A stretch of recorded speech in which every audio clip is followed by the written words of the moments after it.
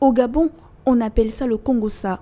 On m'a dit que, il paraît que, sur la Covid-19, que n'a-t-on pas entendu? On a par exemple entendu que le coronavirus est une arme biologique créée pour tuer en masse, que le gel hydroalcoolique provoque des cancers, que s'exposer au soleil permet de tuer le virus, que le vaccin est une puce électronique qui vise à contrôler les masses, que le vaccin rend stérile ou encore impuissant. Bref, on n'a pas manqué d'imagination jusqu'à présent. Mais qui est ce on? Ce on qui, semble-t-il, aurait toutes les informations sur la Covid-19. Masquée dans le pronom indéfini on, la personne qui a lancé la rumeur n'est pas toujours connue.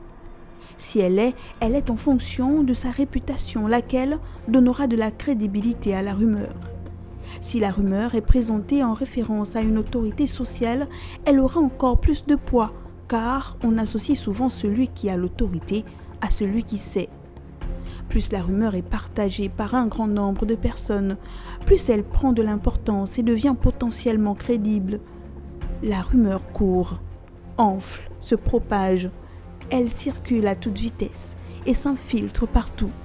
Et parfois arrive aux oreilles des plus hautes autorités. Certains d'entre vous contestent les mesures de protection, dénigrent la vaccination. Elle serait selon eux inefficace, voire dangereuse. Je sais l'attrait que ces discours populistes, voire complotistes, peuvent susciter chez certains d'entre vous. Ne vous laissez pas prendre au piège, ni au doute. Faites confiance à la médecine, à la science, qui ont fait leurs preuves tout au long des siècles. Tout le reste n'est que chimère. La rumeur fascine et fait peur. La rumeur se nourrit des peurs conscientes ou inconscientes et des stéréotypes moraux. La panique provoquée par l'épidémie de coronavirus est un terreau fertile pour la naissance de rumeurs et intox en tout genre. Le risque de pandémie affole les esprits et les fausses rumeurs sur les vecteurs de transmission de la maladie se sont répandues très vite. Malgré cela, les autorités ne comptent pas baisser les bras, car les enjeux de la lutte sont capitaux.